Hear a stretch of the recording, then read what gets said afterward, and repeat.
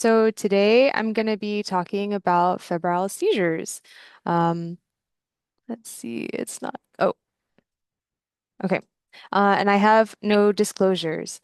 The objectives of today's talk is by the end of it that one should be able to describe the difference between simple febrile seizures, complex febrile seizures, as well as status epilepticus, febrile status epilepticus, to be able to list the risk factors for repeat febrile seizures, to be able to list the risk factors for future epilepsy or unprovoked seizures, and then to describe when it is appropriate to obtain neurodiagnostic testing, including EEG, MRI, and LP.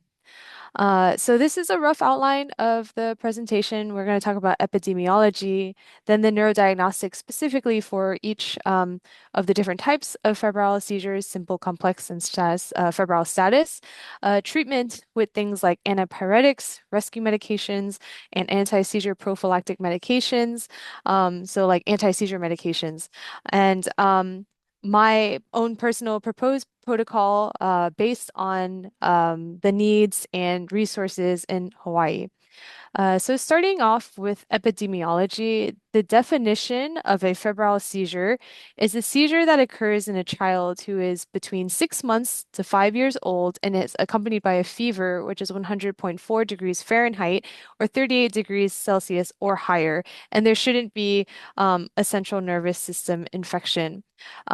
The fever doesn't have to come before the seizure. The fever can occur afterwards, as long as it's 24 hours within the time frame of the seizure, it's still considered a febrile seizure. And so this is broken down even more into either simple febrile seizure or complex febrile seizure.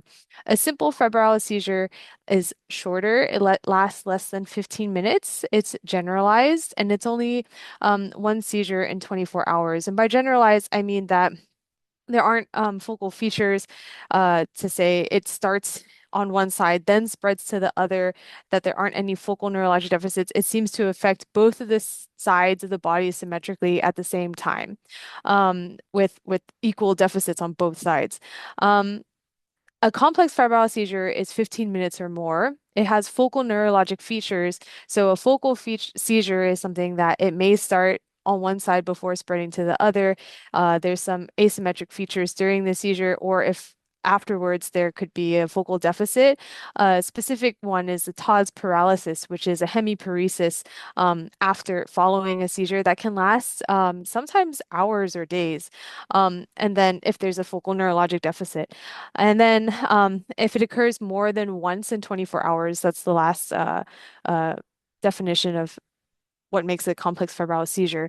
And so the prevalence, depending where in the world, it can, in Western countries, is between 2 to 5% of children. In parts of Asia, it's up to 12% of children. So when I counsel families, I say this is an extremely common thing.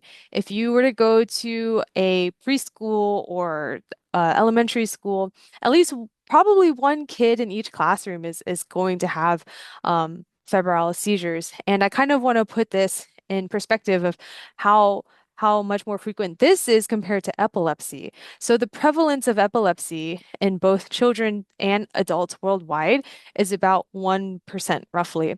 And then about 4 to 10 out of 1,000 people have active epilepsy. As far as the incidence of epilepsy, it's anywhere between 30 to 80 cases per 100,000 children.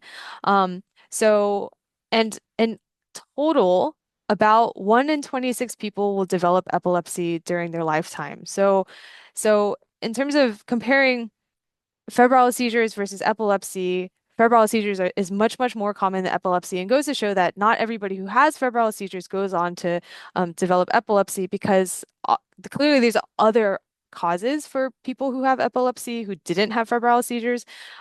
So it's not like a huge contributing uh it's not hugely contributing to the people who do have epilepsy in the future. Um, as far as why do we think that children are prone to febrile seizures?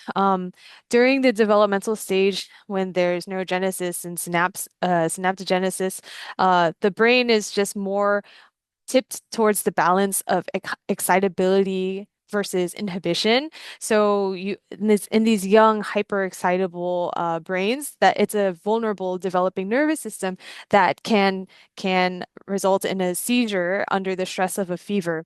And it's not so much the rate of rise of temperature, as much as the difference in the temperature change, which the neurons are sensitive to. So the height of the temperature elevation is more so um, implicated in febrile seizures. There are certain viruses that seem to be more associated with febrile seizures, especially if they're associated with high fever, but also specifically the viruses HSV6, influenza, adenovirus, and parainfluenza. A lot of things about vaccinations. Certain vaccinations are more associated with febrile seizures, and it also depends on when the vaccine is given as well as what preparation of it. So, for example, in MMR, there was a in the MMR vaccine, there was a risk of 10 febrile seizures, excess risk of 10 febrile seizures per 10,000 children between if the vaccine was given between 16 to 23 months. Um, but it was less, so it was only 4 seizures per 10,000 children in the 12 to 15-month range. So that highlights how sometimes when families may prefer to do delayed vaccines, that in this case, it's actually beneficial to give it at the younger age range because of the higher risk of seizures if the vaccine is given later. Um, there's also a slight increased risk in the 24 hours following an MMRV vaccine compared to when you separate the MMR and then the varicella vaccine. And then still, the CDC does not recommend giving antipyretics following immunizations because this doesn't prevent the febrile seizure, and there's a potential that it decreases the antibody response to the vaccine. Um, Genetic predisposition can make some individuals more prone to having febrile seizures if they have specific alleles in ion channels like sodium channels, if they have genetic predisposition with immune inflammatory response with certain cytokines. And then there are some familial epilepsy syndromes that are more associated with febrile seizures. So specifically, genetic epilepsy with febrile seizures plus um, is a type of syndrome that can be caused by many different genes and channelopathies. But essentially, when a family has GEFS plus, there's at least 2 family members who have either febrile seizures or febrile seizures plus, meaning that they have febrile seizures, but they also can have a more significant syndrome like Dravet's or myoclonic atonic epilepsy, meaning basically they have febrile seizures and then other types of seizures, and that the seizures occur outside the normal age range, so beyond 6 years old. Um, some in utero exposures can increase risk for febrile seizures, including maternal smoking and maternal stress, if a NICU stay is more than 28 days. If there's a first degree relative with history of febrile seizures, the odds ratio is greater compared to a second degree relative with a history of febrile seizures. And daycare attendance, because just more exposure to more viruses and more higher incidence of getting sick can make it uh, febrile seizures more frequent. Um, as far as what are the factors that increase the risk that febrile seizures will reoccur? If the first febrile seizure happens at a young age, so younger than 15 or 18 months, then it's more likely that will reoccur. If a first degree relative with febrile seizures or epilepsy, if the fever duration is short, less than 1 hour before the seizure onset, if the temperature is less than 104 degrees or 40 degrees Celsius, and then again, if there's frequent illnesses or if the child attends daycare. Different entities have described, well, depending on the number of risk factors you have, then what like we can actually roughly quantify the risk of having a recurrent febrile seizure. And so even without any risk factors, you can see the Academy of Family Pediatrics and Pediatric Neurology, the numbers are actually pretty close in terms of even without any risk factors, you still have like a zero or you have like a up to a 10 to 15% chance of having another febrile seizure. But the more risk factors you have, then even up to four of them, then you can be anywhere close to 80% chance of having a recurrent febrile seizure. Also, something important I think to note is that there's no difference between whether you have a simple febrile seizure or a complex febrile seizure, which makes it more or less likely for it to reoccur. Um, Risk factors for future unprovoked seizures or epilepsy is, as you can see, a little bit different. So younger febrile seizure, first febrile seizure, is increased risk for recurrent febrile seizure, but an older first febrile seizure. So if they're older than 3 years old at the time of their first febrile seizure, that's more of a risk for unprovoked or for epilepsy. Complex febrile seizures do carry a higher risk compared to febrile seizures for future epilepsy. So if the more features of a complex febrile seizure you have, the higher risk of epilepsy. So, for example, if you have both prolonged seizures and focal features, then it could be anywhere up to a 20% risk. And if you have all three features of a complex febrile uh, seizure, so prolonged multiple in a day and focal features, then it's up to a 50% risk of having a future unprovoked seizure. Family history of epilepsy is another risk factor. Fever duration less than 1 hour before seizure onset, and then neurodevelopmental abnormality is a large risk factor for future epilepsy.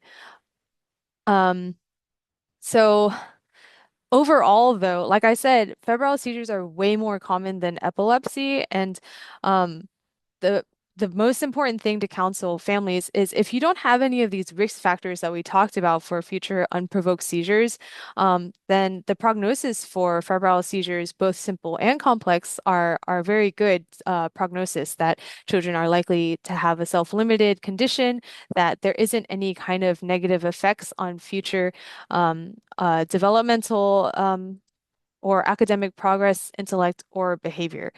Um, Okay, so febrile status epilepticus is a febrile seizure that lasts longer than 30 minutes. So it can occur up to 5% of all cases of febrile seizures, and it accounts for about 25% of all childhood cases of status epilepticus. And they are more likely to happen in children with a family history of epilepsy or if they had a prior neurologic abnormality.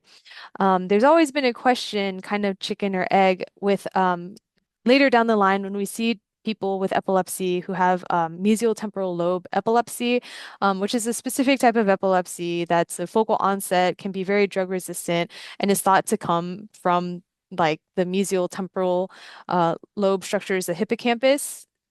There's always a question, is this linked to febrile seizures, or did febrile status epilepticus cause this condition in the future?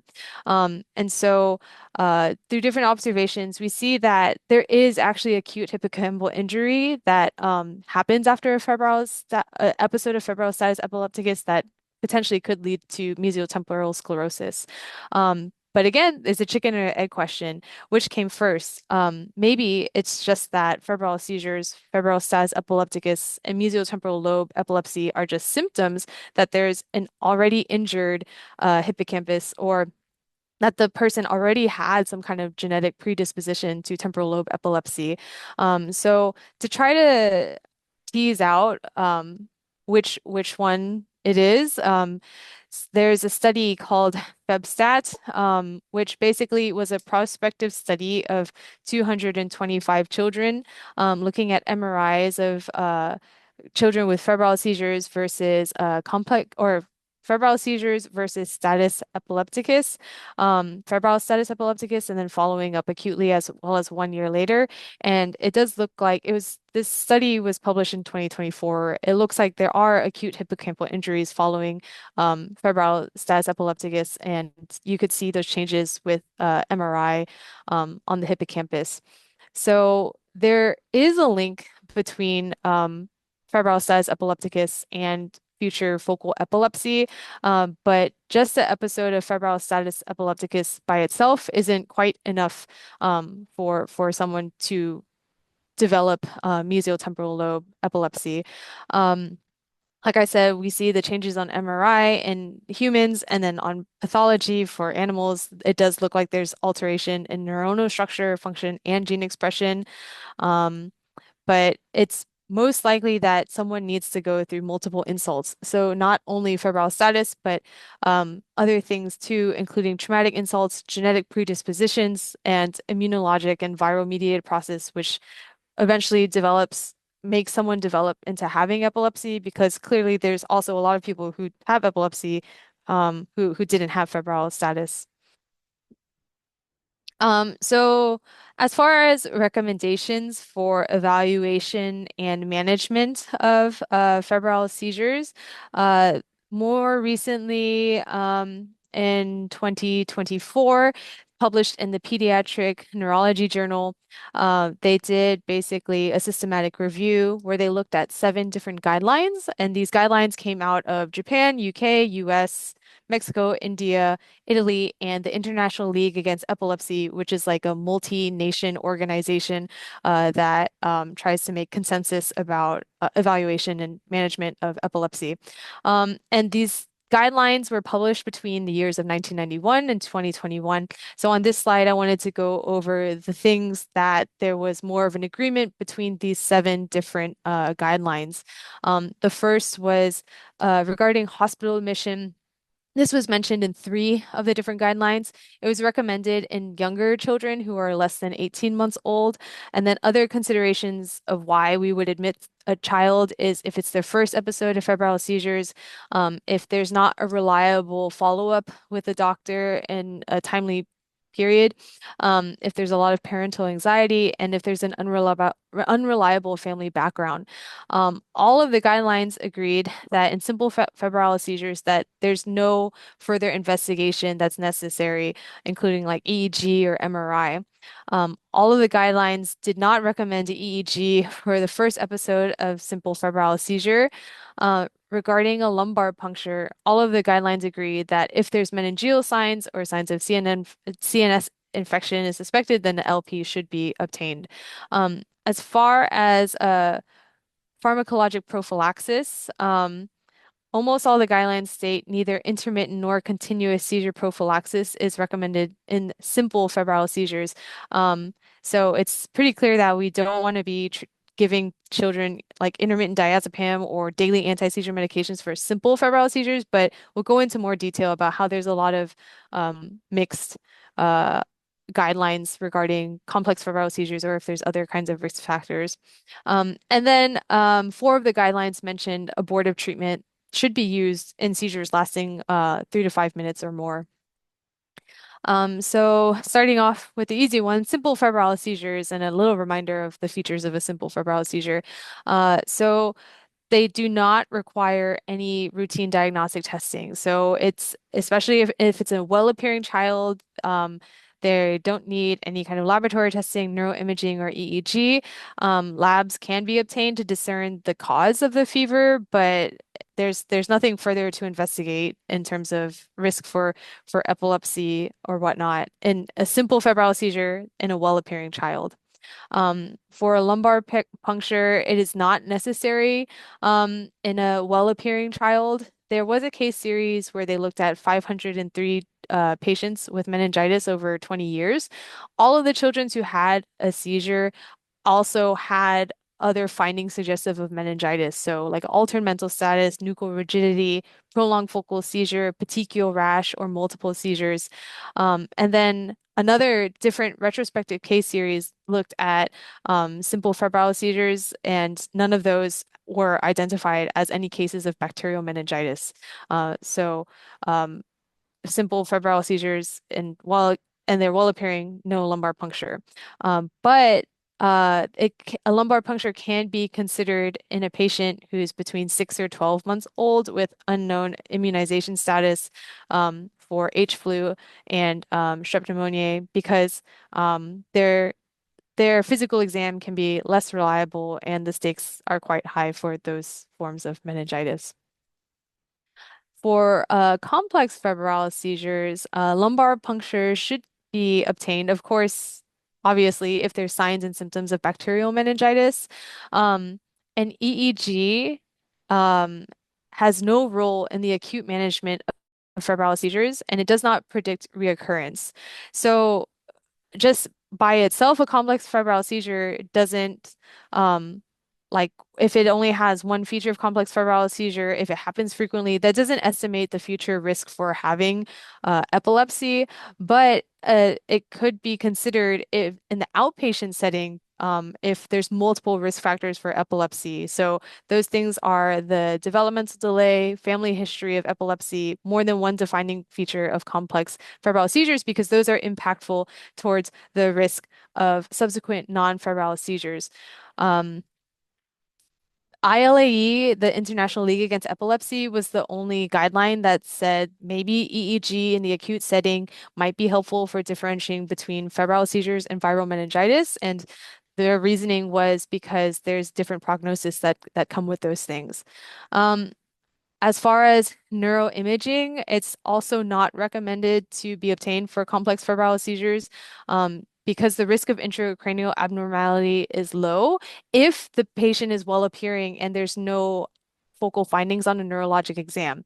So, looking at a case series of 526 patients with their first complex febrile seizure, only four of those patients had significant intracranial pathology, and three of those four patients had obvious findings on physical exam. So that's like saying it's way less than a 1% chance that you're going to find anything on an MRI on a child who has otherwise normal physical exam, even if they had a complex febrile seizure. As far as febrile status epilepticus, always with febrile status, we should consider serious bacterial infection, intracranial abnormality, or toxic ingestion. Lumbar puncture should be obtained in a small series with 24 kids who had st febrile status. Four of them were diagnosed with acute bacterial meningitis. So again, in young children, the physical exam can be very unreliable, and especially with febrile status, the risk of bacterial meningitis is it makes getting a lumbar puncture worthwhile.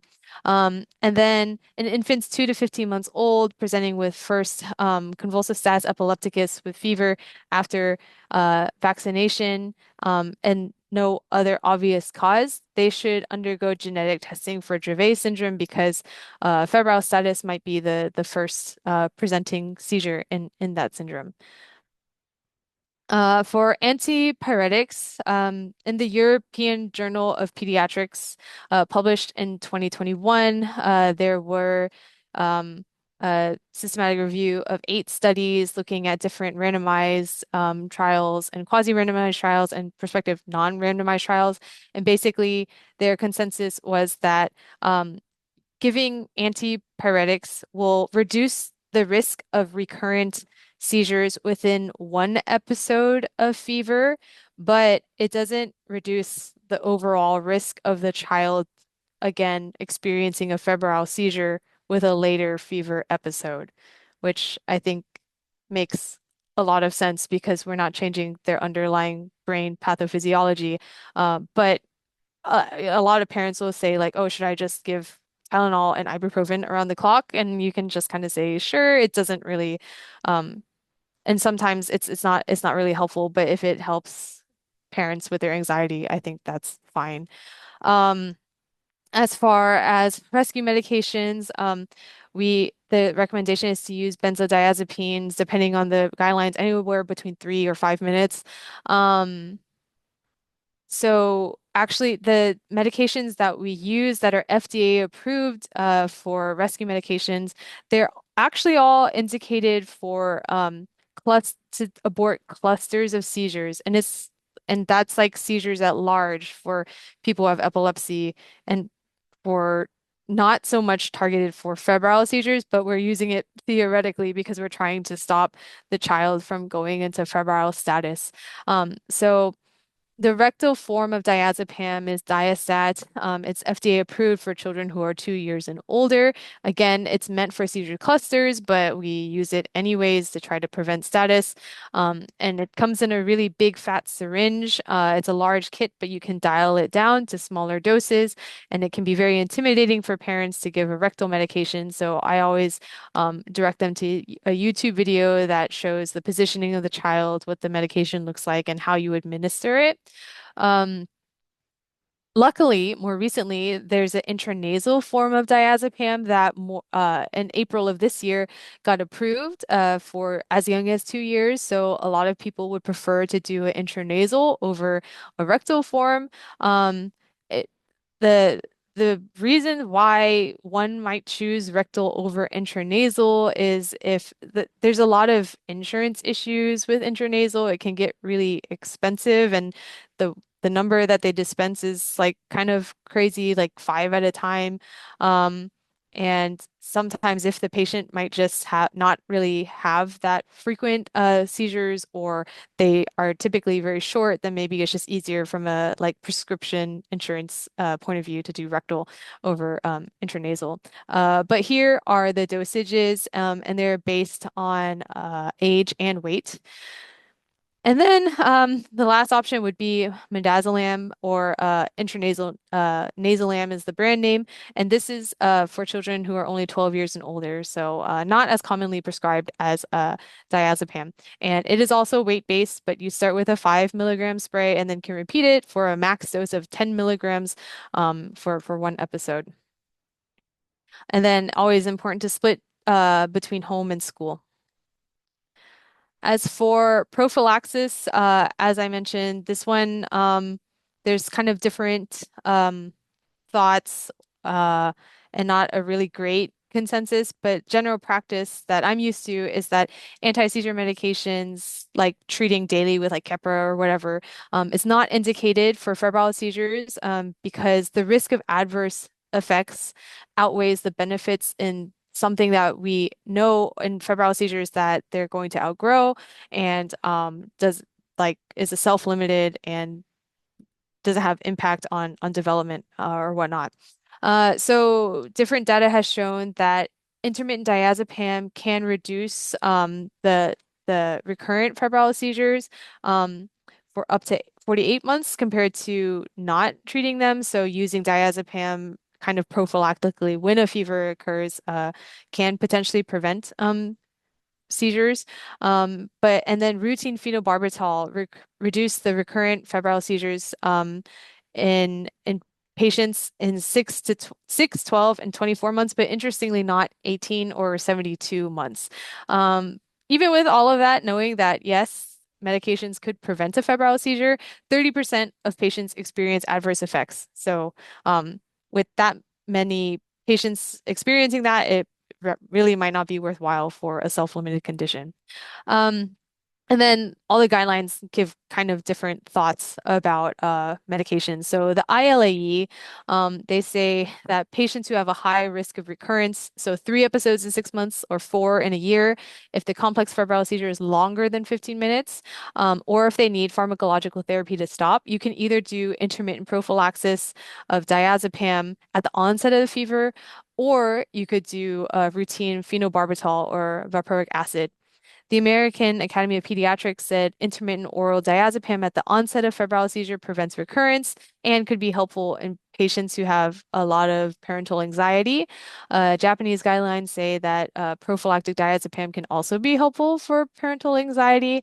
And British people say that that you could consider long-term prophylaxis with valproic acid or phenobarbital. The Mexican guidelines say routine prophylaxis when you only use diazepam is ineffective compared to two other guidelines that said you should or you could use intermittent diazepam. And then the Indian guidelines said that you can use intermittent prophylaxis when the seizures are very repetitive. So again, there's a lot of mix of when we would use intermittent or routine prophylaxis depending on the different guidelines. And I think this comes from the fact that there's just different access to care in terms of how soon patients could be seen in different settings and different socioeconomic settings, and then also just like different cultural opinions of parental anxiety. So I think that's the reason for the very different guidelines. As far as hospitalization, the considerations would be younger age, less than 18 months. If they need more examination because they are not back to baseline, they might be at risk for having more seizures that day, if they have focal neurologic deficits, and if there's unreliable follow-up. Um, these are the considerations for Hawaii. So, and this is all my personal point of view, but febrile seizures, they're the most common neurologic disorder in pediatric age. So, because of that, I think we should really be thinking about judicious use of medical resources. Like I said, febrile seizures are super common, and most of them are totally benign and don't have any long-term effects. So, um, we should be mindful when thinking about that there are limited EEG machines, there's limited techs, they don't work 24/7. We also have limited MRIs. I think at Kapiolani we only have one MRI. And so I've seen in cases where we get EEGs and then we get MRIs on children in the acute setting, and then they need sedation for the MRI. So then they're sitting NPO for who knows how long in the hospital waiting to get an MRI that, like I mentioned, has extremely low yield of finding anything. And that also impacts other patients who might be outpatient scheduled for MRI or other patients in the hospital who are also trying to get an MRI. Also consideration cost of the test. And yeah, these tests done in the acute setting when they don't have a lot of risk factors, they have very limited utility and or benefit from getting these examinations um, in the acute setting. And then even if we do an acute evaluation, that doesn't change immediate management. So um, say someone had a complex febrile seizure, they had an abnormal EEG. Even with that, one, the MRI wouldn't be useful unless there was a focal abnormality on the physical exam. And then also, that's not going to prompt me to start anti-seizure medications in the absence of other risk factors, because even in epilepsy, we don't start anti-seizure medications until they have multiple episodes of unprovoked seizures. And starting anti-seizure medications early doesn't change the overall long-term prognosis of epilepsy. So just my thought is that acute evaluation is not necessary or is not helpful in terms of our resources here in Hawaii. Um, as for my proposed protocol, again, this is my opinion. I'm in discussion with the rest of my group, but we haven't like published one for the hospital or whatnot. But for simple febrile seizures, if they return to baseline, again, all of the guidelines said no neurodiagnostics are necessary, as they can discharge home. If they're younger, need further examination, then it's okay to monitor them in the hospital for the next 24 hours. But again, no neurodiagnostics. They should follow up with PCP and have rescue medications. For a first-time complex febrile seizure or SAS epilepticus, they should be monitored in the hospital for the next 24 hours to make sure that they're stable. They can get labs to determine the underlying cause of infection.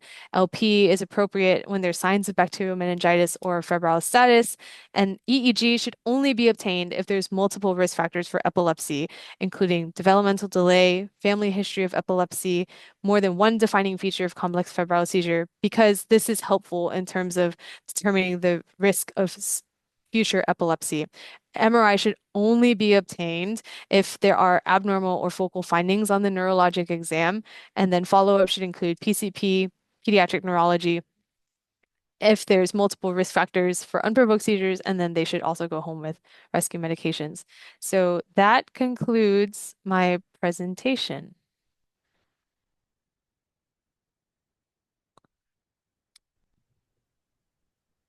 Thank you so much. Oh, wow. I don't have a voice. Sorry about that. Thank you so much.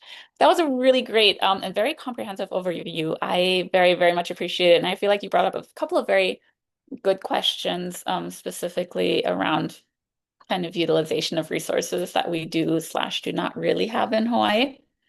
Um, let's open up the floor maybe to the poll questions and have everyone go through those first, and then that gives everyone some time to think about any questions that they may have to follow up on.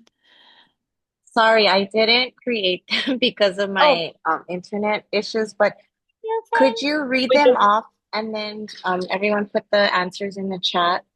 Perfect. That works as well. Yes.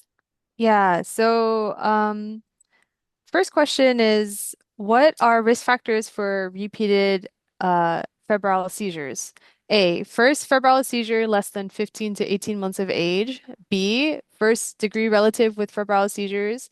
C, rate of rise of fever, or D, A and B.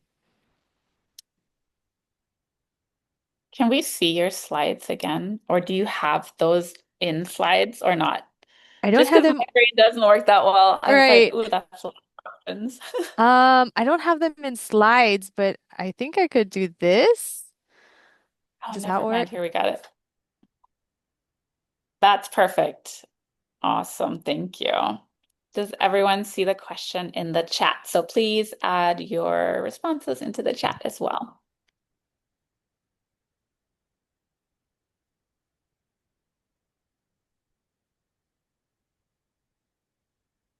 Want to give it away. Sure. So the answer is yeah, Yay, we're is seeing correct. responses. D. So having a younger onset of febrile seizures, as well as a family history of febrile seizures, it's not the rate of rise of the fever, but rather the difference in the temperature change, that makes the young hyperexcitable brain susceptible to seizures.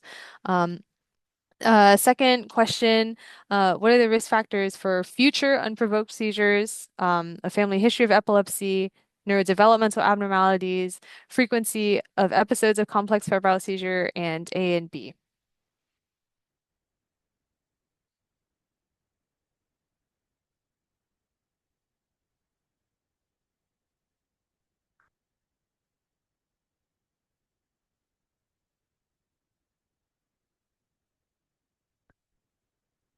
Yeah, perfect. So again, it's the risk factors for future unprovoked seizures include family history of epilepsy, neurodevelopmental abnormalities. Other ones we mentioned are like later age of the first febrile seizure. And it's not so much the frequency of the episodes of complex febrile seizures, but the number of features of a complex febrile seizure. So if there's two features of complex febrile seizure, it's up to a 20% risk of future epilepsy. And if it's three features of a complex febrile seizure, then you're up to a 50% risk of future epilepsy. Okay, next question is, when is an EEG helpful for simple or complex febrile seizures? In the acute setting, as soon as possible following a seizure to identify any abnormalities. In the acute setting, since the patient is present and to expedite the evaluation. As an outpatient to get a truer sense of baseline risk for epilepsy, or if there are multiple risk factors for epilepsy. Yeah, so perfect. Yeah. That, because that would be the most helpful in assessing risk and if it is worthwhile to start on anti-seizure medications. Okay. Last question. When is MRI helpful for simple or complex febrile seizures? If there's an abnormal focal finding on neurologic exam, when there's focal findings on EEG, in the acute setting, since the patient is present and to expedite the evaluation, or when there's multiple episodes of complex febrile seizure.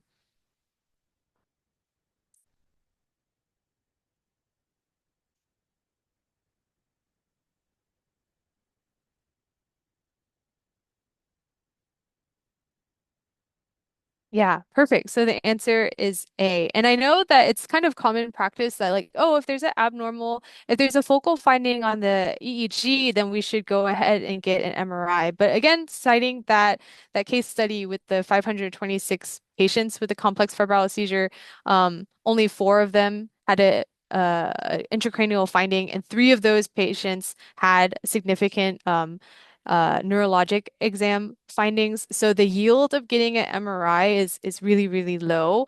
And I think that especially in our healthcare setting with the resources that we have, if the yield is so low, like less than 1%, then that's even more important to remember that we don't need an MRI in the acute setting. And my personal take is with epilepsy and neurology, sometimes if you give things a little bit more time, then if there's risk for epilepsy, things will pop up in terms of other developmental things, findings on neurologic exam, more events. And so sometimes this is just my personal take that a little bit more time, it's okay to wait and it doesn't overall change the long-term prognosis, but is a better use of resources. Yeah, those are all the questions I have.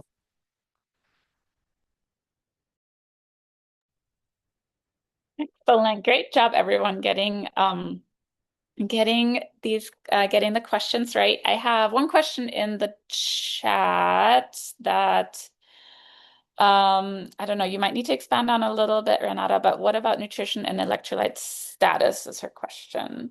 So I don't know, do you mean workup in the acute setting or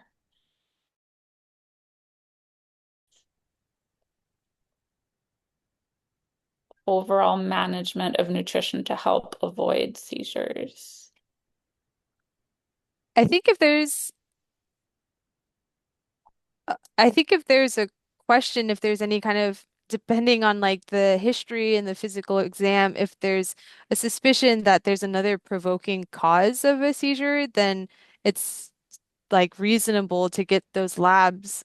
Even so, for like febrile seizures, if we think that there's another concurrent cause, or if there's not a fever, trying to figure out a provoking cause in terms of electrolytes or like glucose or whatnot, it's totally reasonable. I wouldn't say no, don't get labs at all, but I think if it's clearly like the kid comes in, they have a fever of 104 and they're coughing, but they're otherwise totally healthy and don't have any predisposing risk factors, I don't think it's absolutely necessary to get labs.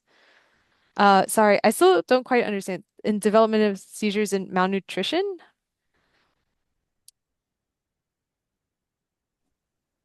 Hi, yeah, I'm trying to figure out if I always thought there was a link between like nutritional status, whether or not it was like if there's already an identified problem or just if the child is sick and not eating and has gone many days without, like substantial intake, either electrolyte or um just food status, especially for the smaller like babies, because they don't maintain their um, what is it called? Like they don't have a reserve. Mm. Sorry, I'm not sure that my question is very well formed at this point, but Sorry, I'm just yeah, having a little bit of difficult time understanding. Um it's okay. You can just ignore it. okay. Okay, seeing if there's any other questions in the chat. I don't see any going through right now. I don't know if I necessarily have a question. I find it really interesting. Kind of seeing how just over the last 10 years, the workup that we do as as hospitalists when these children get admitted, and even which children are admitted, how much it's changed over the last 10 to maybe 15 years. And really how much we are going away actively still from getting imaging on everyone, whether that's EEG or even MRI. I think, 10 years ago, I think we were still getting MRIs on like every patient, more or less, it felt Mm. like. And it has really changed significantly, but I definitely noticed that just from my experience as a hospitalist at Kapiolani, I do feel that we are still often working up these kiddos a bit more, specifically when it comes to getting, I think, more EEGs than is probably routinely necessary. Mm. But I appreciate your comment on around a lot of it, also with the management on, parental, what's the word you used? Just Anxiety. yeah, Yeah. anxiety. Thank you. Yeah, exactly. And it's definitely an issue that I do often notice when we do admit these kiddos, if it is just for observation, is oh, but you're not going to do anything. You're not going to get Hmm. you're not going to look at the brain at all, and kind of navigating that kind of fine line of trying to be judicious and practice evidence-based medicine versus like also trying to provide reassurance that this Yeah. family is not going to come in to the emergency room every time a patient has a fever. So Hmm. I don't know how on the outpatient setting people are experiencing this because I know most of our providers that are joining us are primary care providers, but I'm sure it's something that you yourself as the consultant is having to answer all the time as a question coming from us or from the emergency room I think, as well. yeah, especially there are a lot of those too where later I'll follow up with the parent and they'll be like, we went to the hospital and they did nothing. And I think it's really challenging, especially in that acute setting, because they just witnessed their child have a seizure and it's very, very traumatic and they feel like they're not being taken seriously. So uh I, I think it's always a challenge of all of us, our jobs to be very like how are we counseling and how much are we reassuring? And so there's the points that I try to make is like this is so febrile seizures are so common. I tell every family like you go to school, you point in a class, like one of those kids have a febrile seizure, and then most people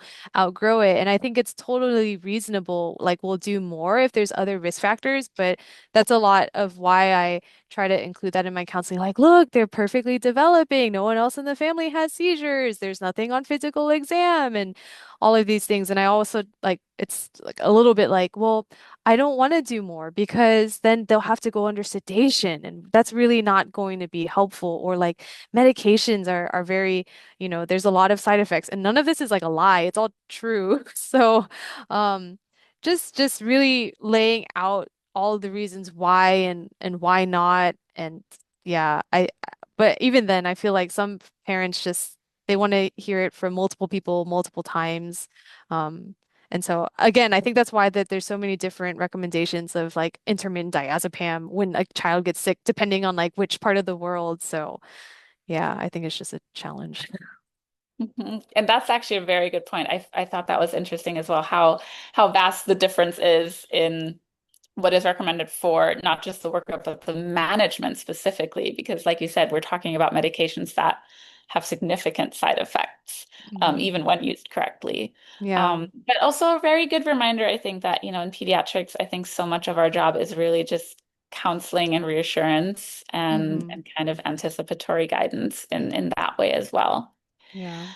I do have one more question, which was if an MRI is indicated, is contrast necessary? So I will pass that one along to you and see if any other questions come up in the meantime. So the utility of getting contrast in any case would be you're looking at signs of injury of the blood-brain barrier. So that could be from inflammation from like a tumor or an infection. So certainly if there was enough of like neurologic exam findings that are concerning for a meningitis, then in that case, contrast would be helpful. But otherwise, if you're just getting an MRI because a child has febrile seizures and multiple risks of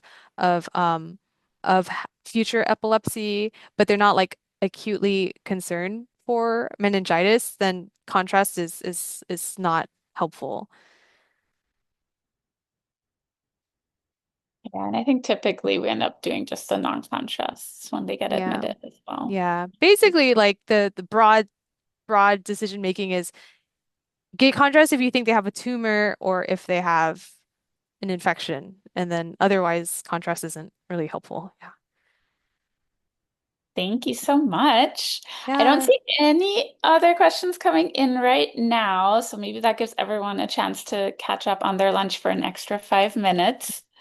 I want Mm. to thank you so much again for joining us. It's honestly, I feel specifically in neurology, it's always really, really good having refreshers on these topics, and it's just something that presents so often and is so complex and so overwhelming for families that Mm.